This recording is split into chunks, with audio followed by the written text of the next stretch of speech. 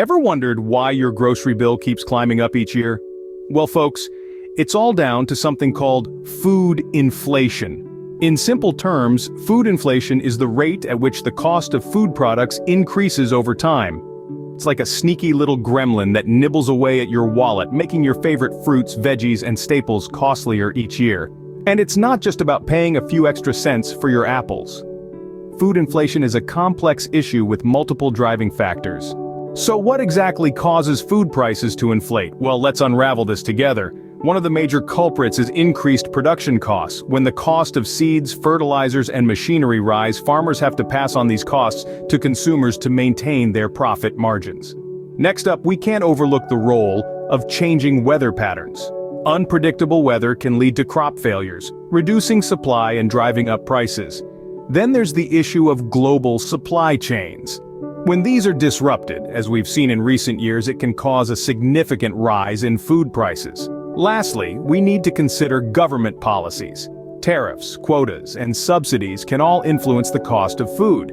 Tariffs and quotas can make imported food more expensive, while subsidies can sometimes artificially lower the price of domestic products. Indeed, the causes of food inflation are multifaceted and interconnected.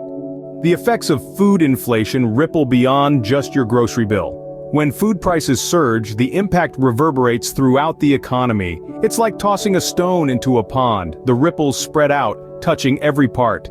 First off, let's consider the hardship on lower-income families. As food prices rise, these households have to stretch their budgets even further.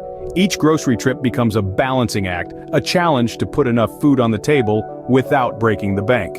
But it doesn't stop there. The strain can escalate, potentially fueling social unrest.